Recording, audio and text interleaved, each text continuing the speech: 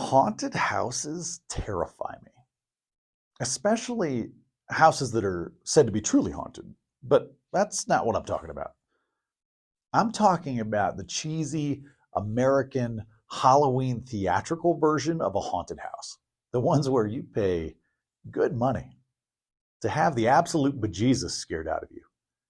If you've never been in a haunted house like this, I want you to imagine walking in a straight line through pitch black, tight hallways.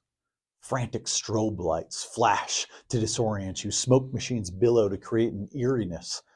Opening coffins, mummies, floating illusions that look like apparitions, pounding on the walls, jump scares, and near the end, a man in a hockey mask chasing you out the door with a fake chainsaw. You pay good money to feel horrible fear. We entertain ourselves in strange ways, don't we?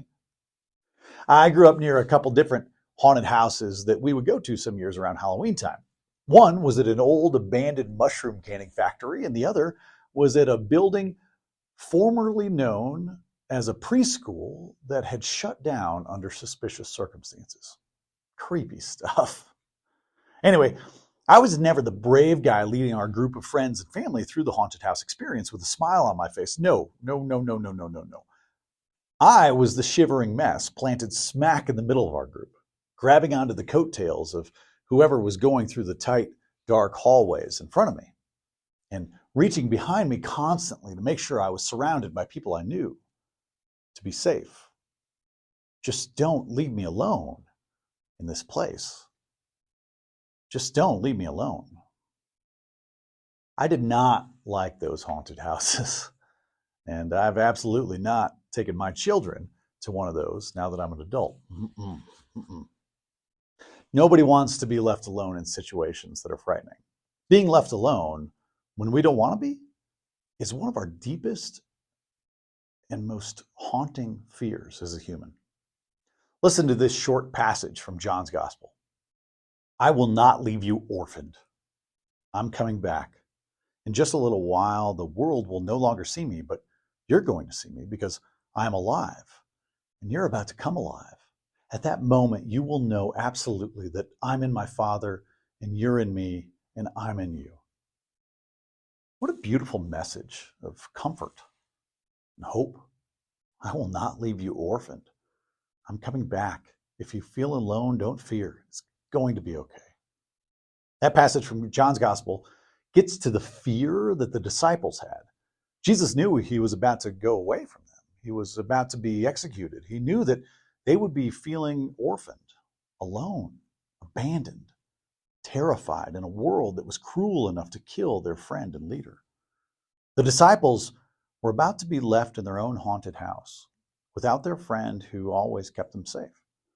Jesus knew the feeling they would have. He knew they were scared. This is part of why the Jesus story resounds so truthfully for so many people today. It gets to the heart of some of our most primal emotions. It speaks to our fears and offers us comfort and hope. Let me turn to a very different passage for a moment.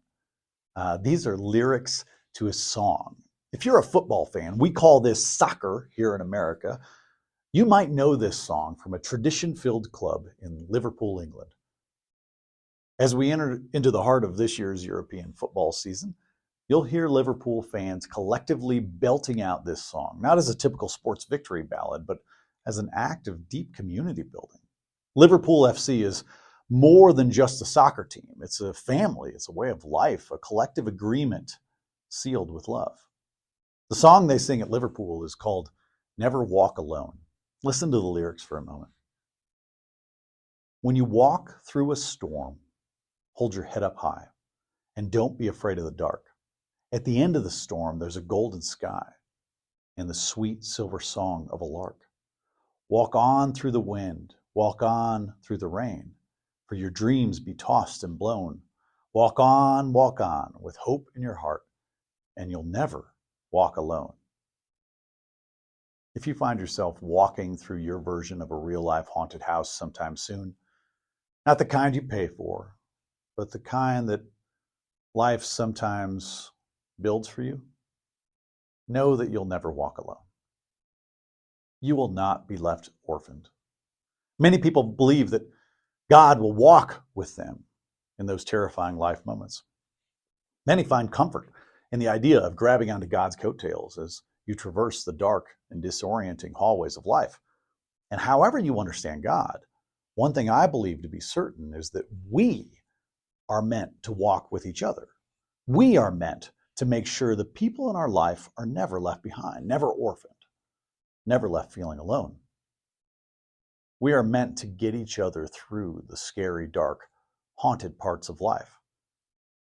The hope is that through this project we call Between, you'll never walk alone, and you'll never let others walk alone. We are meant to walk with each other. Walk on through the wind, walk on through the rain, for your dreams be tossed and blown. Walk on with hope in your heart, and you'll never walk alone. Will you join me in the spirit of prayer? Oh God, don't leave us by ourselves. Don't leave us orphaned. Be with us in the darkness of life. Comfort us in the scary times. And when we aren't sure you'll show up, God, let us show up for each other. Let us remember that we are in you and you are in we. Amen. Between is about you. It's about how you fill the space between yourself and every person you encounter. It's about you taking the best of your spiritual beliefs and putting them into action through sacred moments of human connection.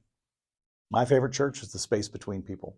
Now go with God's love and create the church between.